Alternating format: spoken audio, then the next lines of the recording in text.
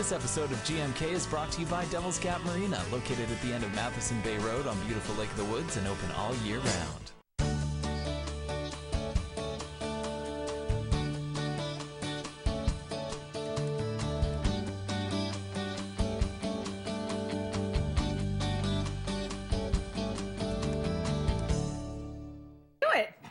Hi. Good morning. Tracy was just getting chewed out by Jack. I always do. Yeah. Good morning, Kenora. Happy Friday. We have a very special show for you today. Yes, we do. Yes, an anti-bullying show with our special guest, Constable Tad Milmain, who is my cousin. Newsflash. Breaking news. That is awesome. So we're very excited to have Tad on the show, and we want to get him on as soon as possible. So should we just go to weather? Well, I usually have a little funny thing, but sure. You can say it after weather. Casey's Grill and Bar weather today, a high of +1, a low of -12. Mix of sun and cloud, looks like. Tomorrow, I see a bit of snow there, high 2 and a low -3. I think those are big raindrops, Matt. Okay. They're fancy raindrops. Sunday, a high of +2 and a low of -7. And now Tracy has a little tidbit to share with us. Monday, a high of +2 and a low of -7. Usually it's only 3 days. It's Friday. Got to cover Monday, too. So what's your funny thing? Oh, well, I don't have one. I usually just say something before the weather goes. So now I ruined your flow? Well, you know what? No, I can go with the flow. That's the good thing. So. Okay. I usually ask how you're doing, and. Oh well, I'm doing well, thank you. Yeah? It's been a very busy week because it's been a short week. Right. So everything's been very crammed in, but I'm happy to say it's Friday. Did you get to see any of the games last night? The opening games for the Western Regionals? I didn't. Yeah, see, neither did I. So I don't know if anybody... Midgets lost 3-2. Oh, I heard the Midgets lost 3-2. Midgets lost 3-2. That would have been a good game, though, 3-2. Played tonight at 8. They lost to Winnipeg. They lost to Winnipeg, but they do play tonight at 8. So go out and cheer on the Thistles, or the Midgets. Thistles? Yep. Midget Thistles? Same thing. So there you go. So I think because of the special nature of this show, I'm very excited about it. Good. And I'm very, I have questions and I'm kind of like talkative and everything. So why don't we go to a quick break and let's jump right into it because it's going to be a fascinating show. Let's do it. We'll go to a clip of Tad doing his presentation and then we'll bring him on. Alrighty.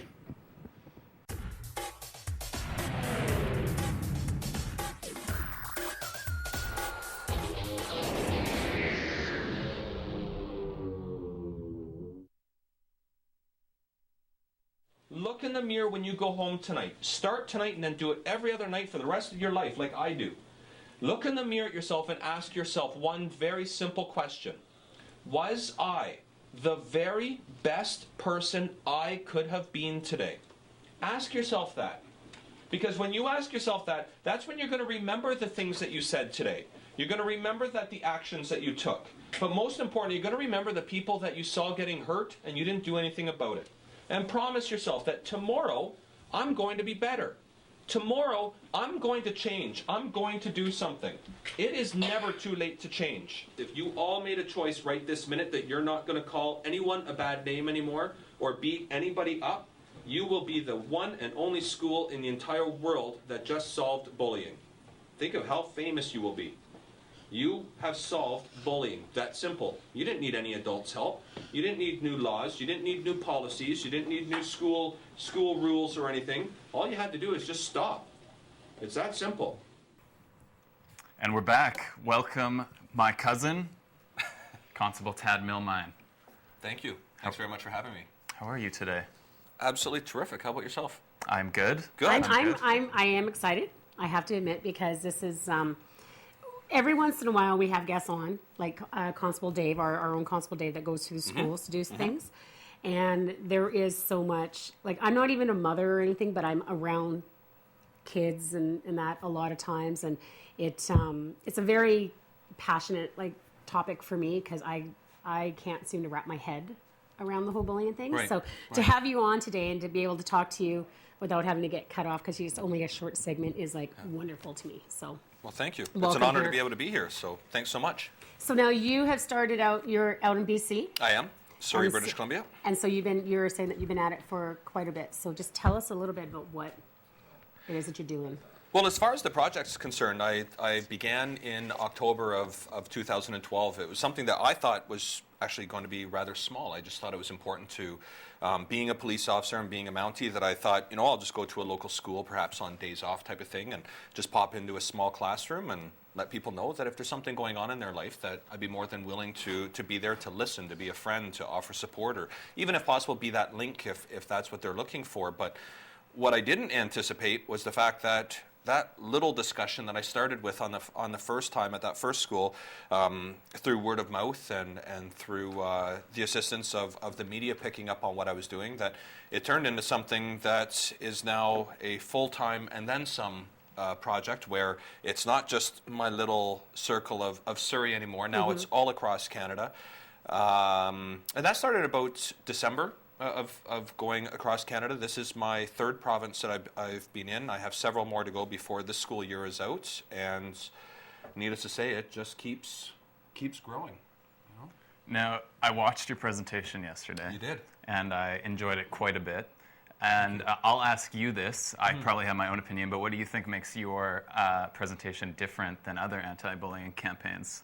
Very good question, Matthew. I would say that there are a couple things that makes it unique. One is the fact that I'm not coming there to preach or to throw statistics or basically even educate from the standpoint of pushing information. What I'm doing is I'm simply sharing real stories, one of which is my own, as you heard, and the other of which is a young man that truly inspires me to be a better person myself, and that's Jamie Hubley, that I wanted to get out there and share those live stories. So what's happening is that the youth as an individual is taking those stories and putting them into their own lives somehow, whether it be they're imagining it being themselves, or they're imagining it being somebody close to them, or even that stranger in the hall that they know full well is being bullied. And then when they learn that the outcome, for instance, of Jamie was suicide, is obviously that's a tragedy. I mean, it speaks for itself. But then they can also take my story and recognizing where I came from and what I went through, and look at me now. So there are success stories out there of taking positive from the negative, and I think that's the main reason why it is because I'm just simply speaking from the heart. I'm just there talking to them. I'm not pushing anything, and they take something as an individual away, not as a group. Mm-hmm. So for those who don't know, could you tell us something about the Jamie Hubley story, or Sure. sort of what about it inspired the project? Yes. Well, Jamie Hubley was a 15-year-old youth in Ottawa, and when he was when he was young, I guess to start at the beginning, Jamie was at a young age, he decided he wanted to try being a figure skater. So his family being very supportive and wanting him to be involved, not only physically but with the community, they got him enrolled in figure skating, and Jamie over the years did absolutely terrific. But one of the challenges he had growing up was the fact that as he got a little bit older, well, the youth started recognizing that he was a figure skater and not a hockey player. Mm-hmm. And then that's when Jamie started to endure relentless bullying, whether it be the name calling. He's only 10 and 11 years old when these names start coming, and we all know how painful names can be to ourselves, let alone to a child. And then as he kept going, of course, he's a victim of bullying. And one thing that's important to understand, that victims, for the most part, well, they don't speak. And Jamie didn't speak up. He didn't tell anybody what was going on. And in grade 7, he had some unfortunate incidents on a bus that involved batteries being shoved down his throats. And I mean, it was absolutely horrendous. But again, he's the victim, so he doesn't tell anyone. But what ends up happening is that Jamie finally has a friend that decides to be his voice and speaks up and lets his parents know that here's what's going on the school bus. You need to be aware. So Jamie's parents took immediate action, got him out of that school, off the bus. They started, helping him with going to and from school, whether it be driving or walking. But the challenge is that, well, Jamie was becoming depressed, and he was starting to struggle with mental health challenges along the way. And when he finally, reached high school, he again thought things might be a little bit better because it is that adult learning environment, mm-hmm. and kids and youth are a lot older and more mature. At least that was his positive way of thinking. But unfortunately, the bullying followed him again, in part because of social media. in part because the same youth are following along through the school system, of course, and things got really bad for him. In fact, that when he went into grade 10 is when he recognized the fact that he was unique in his own way, and that is the fact he was openly gay. So he came out to his family and again had all the support from them, except of course the youth in school, well, it wasn't so friendly. So things got really bad for Jamie. And one of the last things he did before he took his own life was the fact that he wanted to get out there and create his own club, a club where anyone could come to get to know and see for themselves that he is absolutely no different than anybody else, no matter what the uniqueness is, whether it's the color of our skin, our religion, age, size, it doesn't matter. We're all unique in our own ways. And so he made a whole bunch of handmade posters and put them up around the school saying, come and get to know me, come give me a chance, or just simply come and say hi, come see for yourself. I'm no different than anybody else. And he put these posters up, and over the course of the week, of course, he saw that they were being ripped down or removed or just simply disappearing, and that was basically the final straw for Jamie. So it's on October 14th, over the course of the evening through the early hours of October 15th of 2011, Jamie took his own life. So it was just a few days after that. I remember reading about Jamie because I've never met Jamie, and I don't need to meet Jamie to know that he's absolutely incredible. He never fought back to anyone when they were beating him up. He never called anyone a name. He never countered all this negativity with negativity. He countered it with positivity. And I, in this line of work, unfortunately, I do deal with tragedies somewhat regularly. I read about tragedies a lot, but there was something about Jamie's story that just made me want to get out there and make sure that everyone knew about Jamie and his story and how incredibly amazing this guy was. And I remember back to being, when I was reading this story, I remember back to being a 5-year-old child that had this dream as a little boy that I so badly wanted to grow up and be a police officer because I wanted to help people. And that's what's going on. So that's when I decided that I wasn't going to be a person that's going to sit there and read headlines anymore and just hope that the world around me became a better place, but that I, as a human being, was going to go out and do something. And so that's how this all started. And as I said, now in only 4 or 5 months of doing this, now I have the honor of touring the country and sharing with everybody Jamie's story. I want the world to know about Jamie. So, No, I just... Okay. Have you now, through the program, obviously you can't give any specifics, but have you seen success, or do you have success stories from the program where maybe you've prevented another Jamie, or you've touched someone who's let you know? Yeah, I would like to say that I do have some success stories. And the one thing that with every youth that I speak to is I let them know that me being in their classroom or in their school or in their community, that's just an introduction to me. So that's just the opportunity to be able to say that, I met this guy. He has a story. He's just like us. He's no different than anybody else. I share with them my sexuality, that I too am gay. And I clearly don't have any issues with telling the world that. So I'm sharing what my uniqueness is with the world and letting those youth know that if there is anything that I can do to help, whether it just be as simple as just being a friend, to be on the other end of that email, to respond back, is I'll be there. So to give you an idea of what's happened, Matthew, so far is the fact that for this school year, so since October 2012, I've spoken to getting very close to 24,000 youth now. Of the 24,000 youth, I've received approximately 3,500 emails directly from them. It's just between them and I. I don't share with anyone of what they're saying. And of those 3,500 emails, I've received 8 so far to date that either I've saved their life, or because of me being there, they recognize there is a light at the end of the tunnel. Or they see that, you can still grow up and be anything you want to be, live your dream, as I share with them, this is my dream, that you can basically be anyone and whatever you want to be, but you just have to try. You have to, not let anything, whether it's a uniqueness or not let that stand in your way to be that better person. So you said that you kind of went through some sort of bullying, I guess. Yes. Yourself because of all this. Yeah. What would you say, like, when you talk about them, like, you have the different things of like how you were able to I don't want to say strong. It's not going to be the right word, like to say like stronger or anything. But what is it? Was it your family? Was it your group of support, or like what differentiates some people from being so feeling like they have nothing to like Yeah.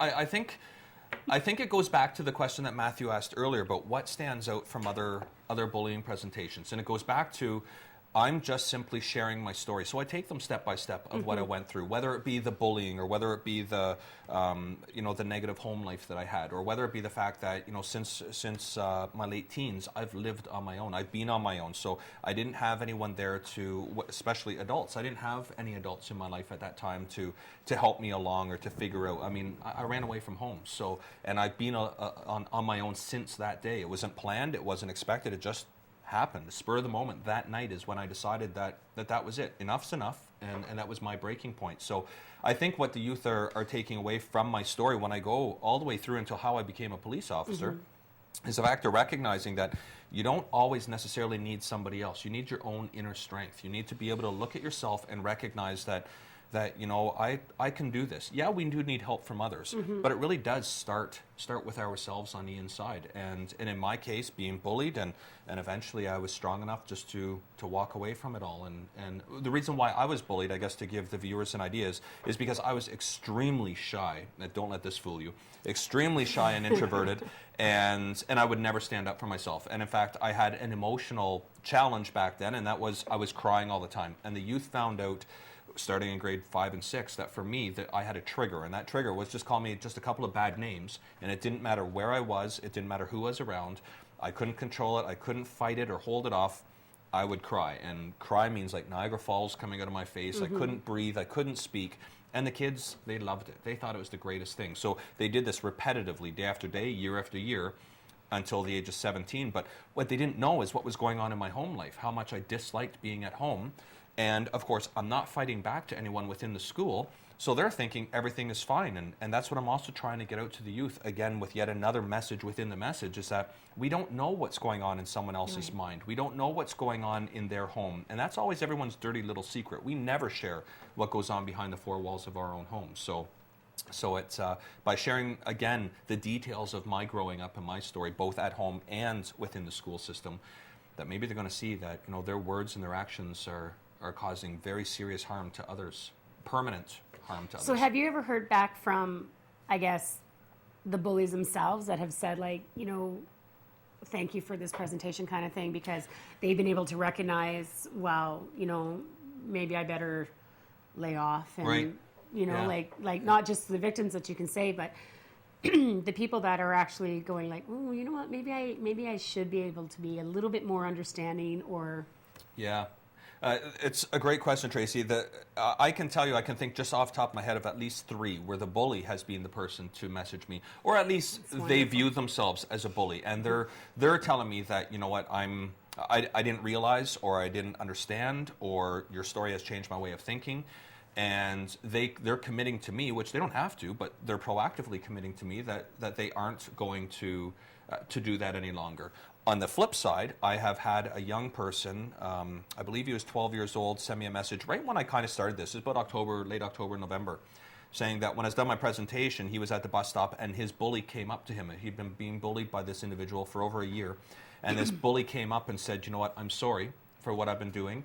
And his email, the reason why he emailed me is because he wanted me to know that not only was his bully no longer his bully, but now he has a new best friend. So it's... That's the ultimate success. Yes. You know what, I totally, and the reason why I said this is because, you hear all these victims, but, and I think that empowering them, but like you say, like some of them may not just have it in them to be strong enough. Right. And that's why I think it's fantastic that you can change like the bullies, and that's amazing. I'm sure just as many bullies are victims as well Yeah. themselves, and it's just a way to feel they have better their own about challenges, themselves. and they need help as well. And I recognize that, and that's why I reach out to everybody, whether it be the victim, the bully, the people that are watching it happen and aren't doing anything. So as I tell the youth, as you heard for yourself yesterday, is that if there's no other message they remember in my presentation, the only one I want them to remember is that victims don't speak. because maybe then they won't just walk past the person that they know is being bullied or beat up, whether it's on the school playgrounds, in the hallways, or even on a weekend in downtown, Kenora, that they're going to recognize the fact that, you know what, that person's probably not going to tell because they fear it's going to be worse, or they fear that no one's going to want to listen to them or believe them. So I'm hoping those people that would typically just walk by are going to be like, you know what, I want to give them a voice. I want to at least give them a chance and go to an adult and just say, this is what I saw, whether it be a police officer, a teacher, a counselor, their parents. Just go and let somebody know, And and I you hear about this because I was saying, like I don't have kids myself, but I'm around children all the time, and I see it, you read it, social media, movies, everything, and everybody just thinks that there's either like the bully or the victim, but then there's, in my opinion, like that whole little gap of all those people, the people that just stand in the back and don't really do the bullying, but aren't really sticking up. They just don't do anything, so they're around it. And like that's the thing too, is like, stop it. Yes. Like, just saying like, oh, I have nothing to do with it doesn't necessarily, and this is just strictly my opinion, make you hands clean and everything. Because like, if you can do something to either say to the bully, like, look, smarten up, whatever, or to kind of like go up and stand beside the victim is just that's right, as important, I think. Yes. And if you don't want to get involved because either maybe you fear for safety, or you think that you're going to be the next victim of bullying because of that pack mentality type of thing, is walk away. Because the bully, I mean, all studies and any expert on bullying will tell you that a bully wants an audience. Yes. So you just standing there, whether you think you're involved or not, you're in fact very much involved because they want you to be there. It's empowering them. They feel stronger. They that's what makes a bully be a bully. So if you walk away, not only walk away and ignore, but walk away to tell somebody, get an adult, let somebody know that there's a child over there, or an adult, anyone. There's somebody over there that needs help. It's be their voice. Get them help that they require. And that's the thing. I think that they feed on, like you said, that fear of, oh, I'm the bully. Like no one's gonna turn me in. No one's gonna say anything to me. Right. So I'm king of the world. I can. And like I think a lot of times, like you said before, like bullies are even like they may be peer pressured into doing it too. Of course. Like it's just Things a get out of vicious hand. circle. It's a vicious circle. So the structure of your presentation, I think, is very strong, and you sort of lead into this.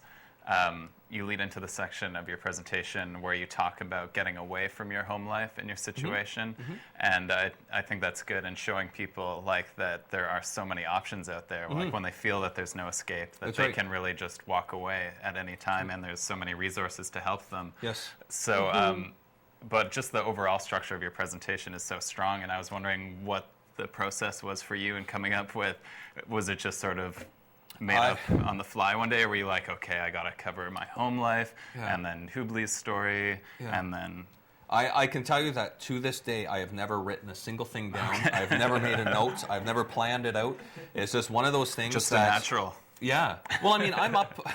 well, yeah, I mean, I would like to think it's not the natural part. I think it's repetition because, I mean, I'm now over 200 presentations just since October. So, I'm becoming stronger. I'm becoming more confident. I'm learning from the youth that they themselves are inspiring me. Like I said, with that email with the youth about the bus stop and the bully, that I mean, I'm receiving dozens of emails every day, and every single one of them inspire me to do even more. So, my mind is always racing. I'm always thinking about things, and basically the gist of my presentation kind of just started just the way you saw. But as time went on, I've plugged in little bits more.